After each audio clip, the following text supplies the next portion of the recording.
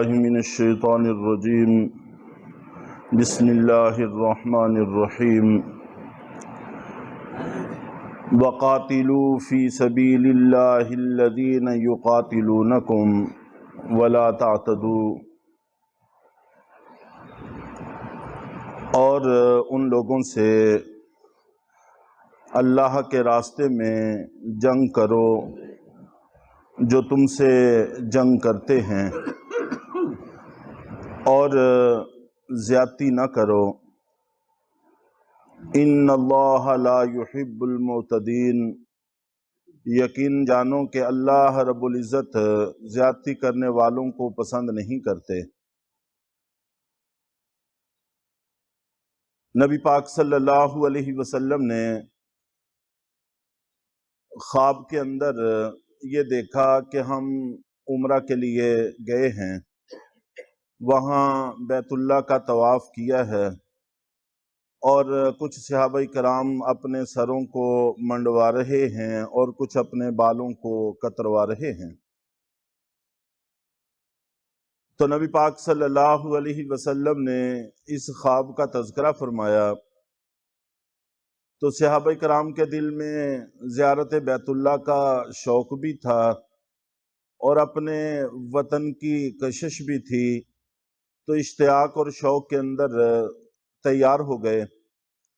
اور اس پر زیادہ غور کرنے کی ضرورت محسوس نہیں کی گئی کہ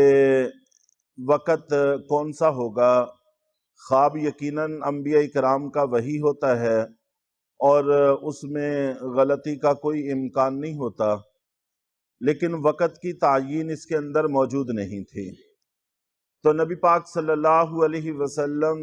اور صحابہ کرام جو لگ بھگ تقریباً 1500 کا لشکر تھا، یہ عمرہ کے لیے تشریف لے گئے، اور یہ ہجری کے 6 سال میں واقعہ پیش آیا۔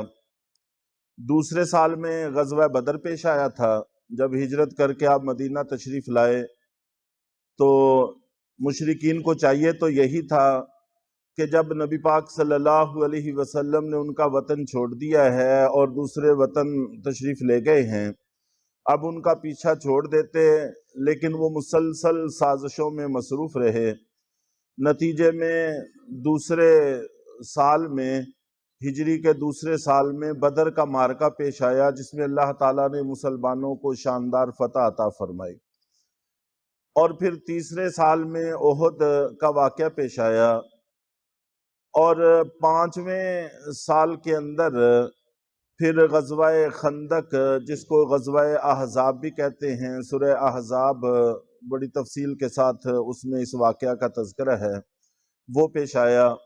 جس میں مشرکین سارے کے سارے آپس میں مل کر مدینہ منورہ پر چڑھ دوڑے تھے۔ تو اس کے بعد پھر 6 سال میں نبی پاک صلی اللہ علیہ وسلم نے یہ خواب دیکھا اور عمرہ کے لیے تشریف لے گئے۔ حدیبیہ کے مقام پر وہاں ایک کنواں تھا جس کا نام حدیبیہ تھا، اور اسی کی مناسبت سے وہاں آبادی کا نام بھی حدیبیہ تھا۔ تو وہاں رکنے کی وجہ سے پھر وہاں صلح ہوئی، اور اس صلح کا نام بھی مقام کے اعتبار سے صلح حدیبیہ نام رکھا گیا۔ چنانچہ مشرکین کی طرف سے رکاوٹ بن گئی، حالانکہ یہ حضرات احرام میں تھے، اور حالت احرام میں مکہ میں ساری دنیا سے لوگ جاتے ہی تھے، تو مسلمانوں کو بھی جانے کا حق ملنا چاہیے تھا، لیکن رکاوٹ پیش آ گئی۔ تو نبی پاک صلی اللہ علیہ وسلم نے حضرت عثمان غنی رضی اللہ تعالیٰ عنہ کو بھیجا کہ جا کر ان سے صلح کی بات کریں، اور ان کو سمجھانے کی کوشش کریں کہ ہمارا اس وقت ارادہ کوئی جنگ کا نہیں ہے، صرف عمرے کی ادائیگی مقصود ہے۔ اور وہاں پر پہنچ کر خبر مشہور ہو گئی کہ حضرت عثمان غنی رضی اللہ تعالی عنہ کو انہوں نے نعوذ باللہ شہید کیا ہے۔ تو اس پر اللہ کے نبی صلی اللہ علیہ وسلم نے بیعت لی صحابہ کرام سے انتقام پر، اور اسی بیعت کو بیعت رضوان کہتے ہیں، اس لیے کہ اللہ رب العزت نے بیعت کرنے والوں سے رضا کا اظہار فرمایا تھا۔ تو جب مشرکین کو اطلاع ملی تو انہوں نے حضرت عثمان غنی رضی اللہ تعالی عنہ کا راستہ چھوڑ دیا، تو چنانچہ آپ واپس تشریف لے آئے اور جنگ کی نوبت نہ آئی۔ تو بالآخر صلح ہوئی، اور صلح بھی سخت شرائط پر ہوئی اور مسلمانوں کو واپس آنا پڑا۔ اس پر مسلمانوں کو کچھ تردد بھی تھا کہ اللہ کے نبی کا خواب ہے، یہ پورا کیوں نہیں ہوا؟ تو آپ نے سمجھایا کہ اس میں وقت کا تعین نہیں تھا، تو انشاءاللہ ضرور وہ وقت آئے گا کہ جب ہم یہاں آئیں گے اور طواف کریں گے۔ چنانچہ اگلے سال انہی دنوں میں عمرے کی ادائیگی کا وقت طے ہو گیا، 3 دن کی اجازت ملی، اور احرام کی حالت میں آئیں گے، اسلحہ ساتھ نہیں ہوگا، صرف ایک تلوار ہوگی اور وہ بھی نیام کے اندر ہوگی۔ تو یوں اگلے سال انہی دنوں میں مسلمان پھر عمرہ کی ادائیگی کے لیے تشریف لے گئے۔ جب جانے لگے اس وقت مسلمانوں کے ذہن کے اندر یہ خیال آیا کہ مشرک لوگ ہیں، پتہ نہیں اپنے عہد کی پاسداری کریں گے کہ نہیں، عین ممکن ہے کہ وہ رکاوٹ ڈالیں، وہ قتال کریں، اور ہم مسلمان ہیں، ہمارے لیے 3 بڑی رکاوٹیں ہیں۔ ایک رکاوٹ یہ ہے کہ ہم حالت احرام میں ہوں گے، اور حالت احرام کے اندر تو شکار بھی جائز نہیں ہوتا، اور اپنے جسم سے کوئی جوں وغیرہ اس قسم کی چیز کو مارنا بھی جائز نہیں ہوتا۔ ایسے میں اگر وہ ہم سے قتال کریں تو ہم ان سے قتال کیسے کر سکیں گے؟ تو ان کا اعتبار بھی نہیں ہے کہ وہ عہد پر پورے اترتے ہیں کہ نہیں۔ اور دوسرا مسئلہ یہ تھا کہ یہ مہینہ اشہر حرم میں سے تھا، ذی القعدہ کا مہینہ جو آج یہ شروع ہو گیا ہوگا یا کل شروع ہو جائے گا،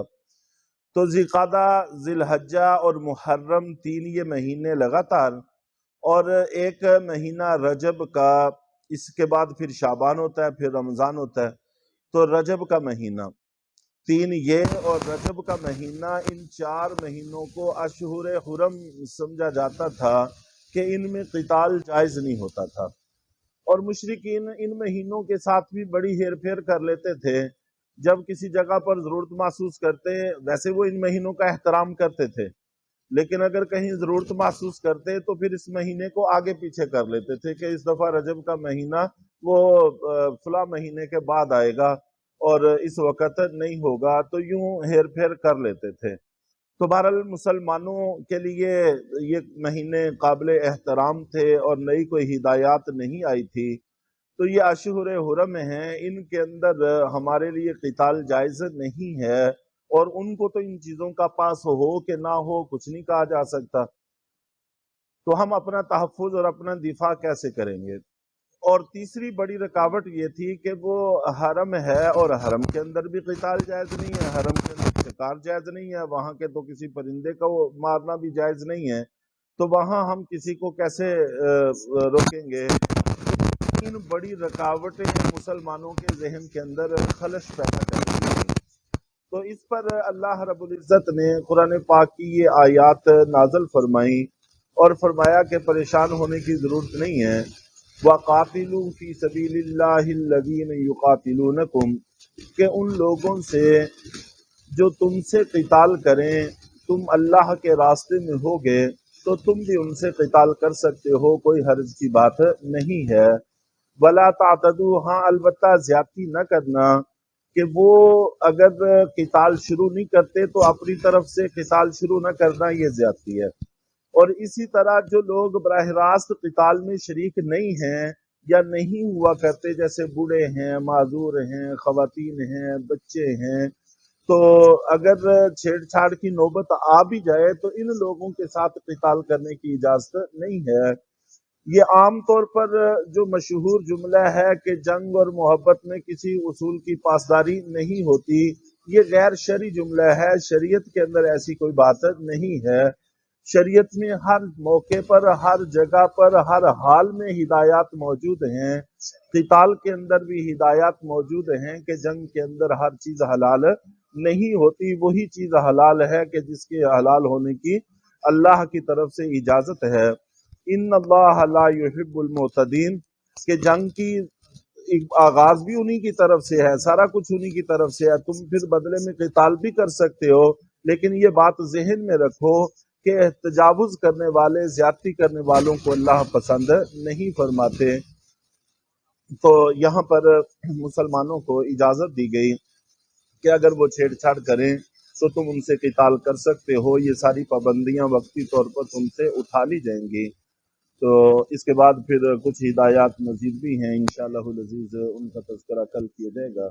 اللہ تعالی ہم سب کو قرآن پاک پر عمل کی توفیق عطا فرمائے۔